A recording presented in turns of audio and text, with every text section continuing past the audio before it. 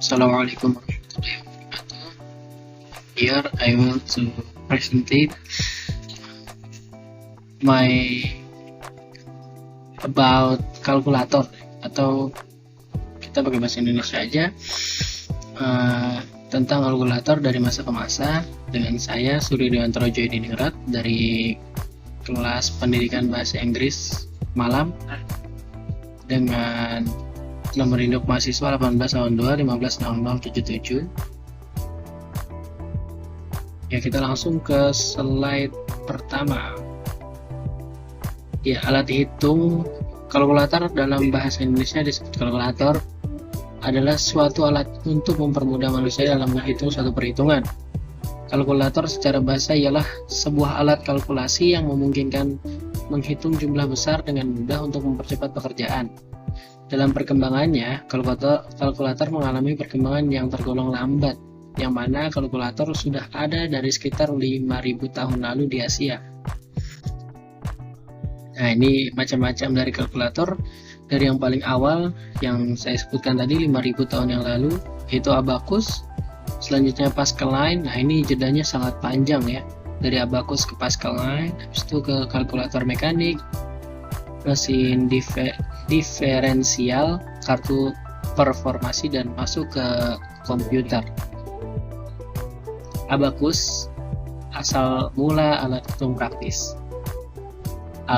Ialah alat hitung tradisional, dan kalkulator mekanik abacus muncul sekitar 5.000 tahun yang lalu. Seperti yang saya sebutkan tadi, popularitasnya alat yang dianggap sebagai awal mula mesin komputasi ini melakukan perhitungan menggunakan biji-bijian geser yang diatur pada sebuah rak. Nah, abacus pada masa itu digunakan oleh para pedagang untuk menghitung transaksi perdagangan. Namun abacus mulai ditinggalkan karena muncul pensil dan kertas. Nah, ini di Eropa ya. Nah, selanjutnya ada Pascaline, mesin hitung komputasi pertama. Sekitar 12 abad kemudian, ini jauh ya, dari 5.000 tahun silam ke masa era tahun 1600-an gitu. Muncul penemuan lain dalam hal mesin komputasi pada tahun 1642. Seorang pemuda berumur 18 tahun bernama Blaise Pascal. Dia lahir tahun 1623 dan meninggal tahun 1662. Menemukan kalkulator roda numerik atau numeric wheel calculator dalam bahasa Inggris yang bernama Pascaline, yang disebut Pascaline. Kekurangannya, Pascaline berbentuk kotak persegi berwarna kuning dan memiliki 8 roda putar bergerigi untuk menjumlahkan bilangan hingga 8 digit. Namun, alat ini masih memiliki kelemahan, yaitu hanya bisa melakukan penjumlahan. Dan kelemahan selanjutnya adalah bentuknya yang sangat besar. Selanjutnya adalah kalkulator mekanik, mesin pertama dengan 4 fungsi dasar aritmatika. Menemukan mesin yang dapat melakukan 4 fungsi aritmatika. Nah, ini Charles Xavier Thomas de Colmar yang menemukan kalkulator mekanik. Colmar arithmeter mempresentasikan pendekatan yang lebih praktis dalam kalkulasi karena alat tersebut dapat melakukan penjumlahan, pengurangan, perkalian, dan pembagian. Gitu. Nah, ini digunakan hingga era Perang Dunia Pertama. Ini membangun era komputasi mekanikal. Selanjutnya mesin diferensial. Awal mula komputer tahun 1882, Babbage memperhatikan kesesuaian alam antara mesin mekanik dan matematika, yaitu mesin mekanik yang sangat baik dalam mengerjakan tugas yang sama berulang kali tanpa kesalahan. Tahun 1822, Babbage mengusulkan mesin untuk melakukan perhitungan persamaan diferensial yang bernama mesin diferensial yang menggunakan tenaga uap dan dapat menyimpan program. Juga dapat melakukan kalkulasi serta mencetak hasilnya secara otomatis. 10 tahun kemudian, Babbage tiba-tiba terinspirasi untuk membuat komputer general purpose yang pertama, yaitu disebut Analytical Engine. Nah, ini, jadi ada terusannya ini ya. Ya, kemudian kartu perforasi, alat berhitung jumlah besar. Nah, alat sensus, nah ini digunakan untuk mengikut sensus Amerika pada saat itu. Pada tahun 1889, Herman Hollerith 1860 sampai 1929 masa hidupnya menemukan cara cepat melakukan perhitungan bagi Biro Sensus Amerika Serikat. Hollerith menggunakan kartu perforasi untuk memasukkan data sensus yang kemudian diolah oleh alat tersebut secara mekanik. Kartu tersebut dapat menyimpan hingga 80 variabel, sehingga hasil sensus dapat diselesaikan dalam waktu 6 minggu. Nah, ini menjadi terobosan yang sangat ampuh ya, karena di sisi lain dia bisa memasukkan 80 variabel dan cepat juga itu proses perhitungannya. Nah, kita masuk ke era komputer. Yang pertama adalah Atanasov Berry Computer. Vannevar Bush tahun 1890 sampai 1974 periode hidupnya membuat sebuah kalkulator untuk menyelesaikan persamaan diferensial di tahun 1931. Mesin tersebut dapat menyelesaikan persamaan diferensial kompleks yang selama ini dianggap rumit oleh kalangan akademisi. Mesin tersebut sangat besar dan berat karena ratusan gerigi dan poros yang dibutuhkan untuk melakukan perhitungan. Pada tahun 1903, John V.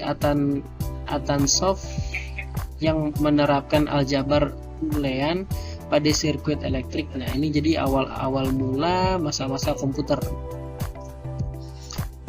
Komputer generasi pertama periode 1940-1995. Komputer generasi pertama ini menggunakan tabung vakum untuk memproses dan menyimpan data. Ia menjadi cepat panas dan mudah terbakar. Oleh karena itu, beribu-ribu tabung vakum diperlukan untuk menjalankan operasi keseluruhan komputer.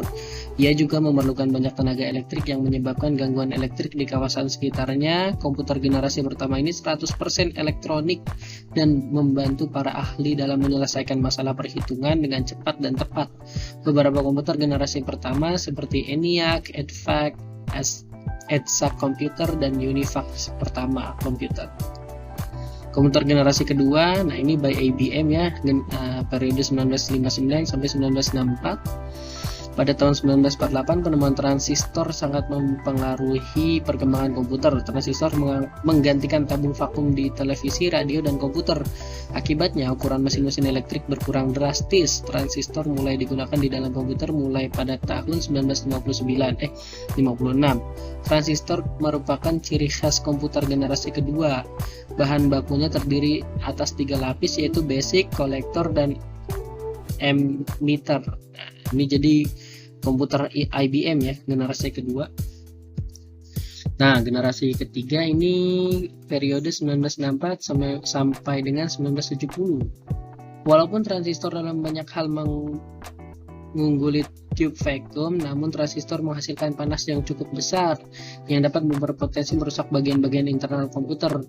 Batu kuarsa atau quartz crop menghilangkan masalah ini. Jack Kilby, seorang insinyur di Texas Instruments, mengembangkan sirkuit terintegrasi atau IC, Integrated Circuit, di tahun 1998. Nah, ini IC mulai ditemukan ya, jadi komputer semakin kecil lagi. Komputer generasi keempat. Komputer generasi keempat adalah personal komputer PC yang hanya relatif terjangkau karena ukurannya kecil. PC dapat digunakan di mana saja, mulai dari pabrik, kantor, rumah, bahkan di dalam kamar. Penggunanya juga relatif lebih mudah dibandingkan generasi sebelumnya. Sejak kemunculan pertama kali tahun 1980, setiap tahun personal komputer atau PC mengalami perkembangan dan perbaikan. Dalam jangka waktu kurang dari 10 tahun saja, sekitar 1987, PC sudah menjadi luar biasa. Saat ini PC sudah 28 tahun dan terus mengalami perkembangan. Keunggulannya ini adalah memiliki standarisasi sehingga dapat dilakukan proses cloning. Dengan proses cloning, PC dapat diproduksi secara massal dengan biaya murah tanpa mengurangi kinerjanya. Keunggulan lainnya adalah kompatibel antara satu produk perusahaan dengan produk perusahaan pembuat PC yang lain, sehingga pengguna komputer tidak perlu khawatir jika komputernya mengalami gangguan karena perangkat software atau hardware dapat dicari dan dapat diperbaiki dengan mudah.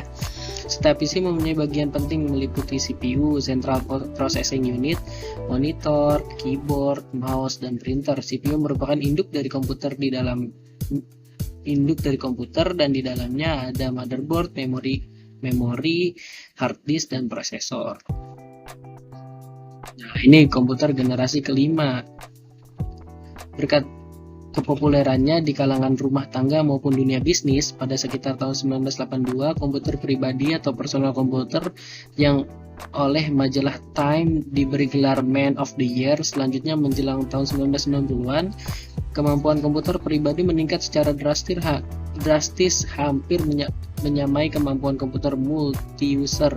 Kini komputer tingkat tinggi high-end komputer lebih sering membedakannya dari komputer pribadi dan segi kestabilan serta kemampuan multitasking yang lebih baik daripada hanya bergantung semata-mata pada kemampuan CPU.